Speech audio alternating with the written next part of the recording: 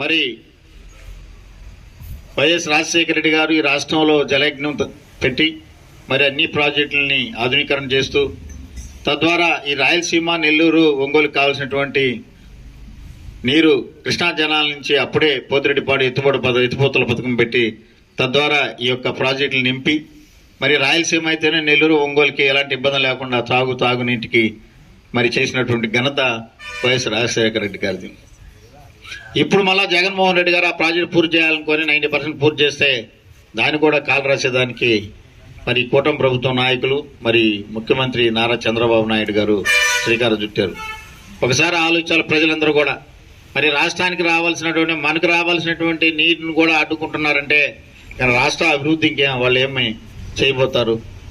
మరి రాష్ట్రాన్ని పరిపాలించని ప్రజలను వాళ్ళకి అధికారం ఇస్తే కేవలం కేసులకి, దాడులకి, గూండాయిజానికి వీటికే పరిమితమైనారే కానీ ఈ యొక్క కాలేజీల విషయంలో అయితేనేమి, పిల్లలు చదువుకునే విషయంలో అయితేనేమి, మరి యువత విషయంలో అయితేనేమి, మహిళల విషయంలో అయితేనేమి, అదేవిధంగా రైతులైతేనేమి ఎవరిని కూడా పట్టించుకోకుండా కేవలం ధనార్జనే ధ్యేయంగా మరి ఈ రాష్ట్రం ఎటపోయినా పర్వాలే, నేను, నా కొడుకు, నా కుటుంబం, నా సామాజిక వర్గం, నా కూటమి నాయకులు బాగా డబ్బు సంపాదించుకుంటే చాలని భాగంగానే ఈ యొక్క రహస్య ఒప్పందం. మరి ఈ రాష్ట్రంలో అభివృద్ధి ఏదైనా చేసినారంటే గతంలో రాజశేఖర రెడ్డి గారు, దాని తర్వాత ఆయన తనైనటువంటి జగన్మోహన్ రెడ్డి గారు చెప్తా ఉన్నారు. ఒక్కొక్కరు వస్తూ ఉన్నారు. ఈ మధ్య పెయిడ్ ఆర్టిస్టులు పోయి శాలరీస్ చేస్తున్నారు కాబట్టి శాలరీ తీసుకోకుంటే ఏదైనా మాట్లాడాలి కాబట్టి మాట్లాడుతున్నారు కొంతమంది. అప్పుడప్పుడు వచ్చేస్తుంటారు లైన్లోకి రావటం, అభివృద్ధి అయితే ఏం జరగలేదు, అభివృద్ధి ఏదైనా అంటే పలానా నాడు చేశారు, పలానా వాళ్ళు చేశారని చెప్తా ఉన్నారు. అభివృద్ధి చేసింది ఏదైనా ఉంటే డైరెక్ట్గా వచ్చి కూర్చుంటే లెక్కలతో వస్తే ఎవరు ఏం చేశారు, రాజశేఖర టైంలో కోర్ నియోజకవర్గానికి ఏం చేశాడు, మరి ఇఫ్కో కిసాన్ సెస్ ఎవరు తీసుకొచ్చారు, రాజశేఖర రెడ్డి గారు తీసుకొచ్చారు.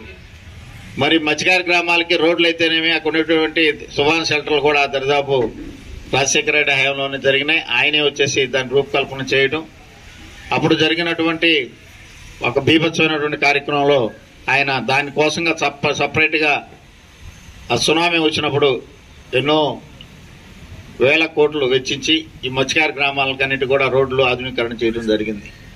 దాని తర్వాత జగన్మోహన్ రెడ్డి గారు వచ్చిన తర్వాత మరి ఈ నియోజకవర్గం గురించి మాట్లాడుతున్నా. నిన్న ఏదైనా చేస్తే తెలుగుదేశం హయాంలో చేసినారని ఇక్కడ ఒక నాయకుడు ప్రెస్ మీట్ పెట్టడం జరిగింది. దానికే చెప్తా ఉన్నా, జగన్మోహన్ రెడ్డి గారి టైంలో ఈ జిల్లాకి ఏం జరిగిందో, ఈ యొక్క నియోజకవర్గం ఏం జరిగిందంటే మరి ఇప్పుడు జరుగుతున్నటువంటి ఈ కాజువే అయితేనేమి, బుచ్చికి వస్తున్నటువంటి 87 కోట్లతో వస్తున్నటువంటి వాటర్ స్కీమ్ అయితేనేమి, మన ముందున్నటువంటి మరి ఇనమడుగు రోడ్డు అయితేనేమి, మైపాడు రోడ్డు అయితేనేమి, మల్దేవ్ అయితేనేమి, ఇవన్నీ చెప్పుకోవటమైన విషయాలు అన్నీ 100 కోట్లలో ఉన్నాయి.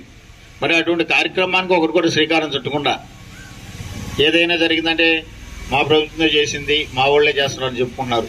అది మేము చెప్పినట్టు విధంగా ఏదైనా కానీ మీరు కూడా ఒక 100 కోట్లతో దీన్ని శ్రీకారం చుట్టాం, ఈ యొక్క రోడ్ వేసాం, ఈ డ్రైన్స్ కట్టాం, ఈ యొక్క ప్రాజెక్ట్ తీసుకొచ్చామని చెప్తే ఇంటానికి కూడా చదువుకున్న వాళ్ళు అయితేనే, యువత అయితే విద్యార్థులు కూడా సంతోషిస్తారు.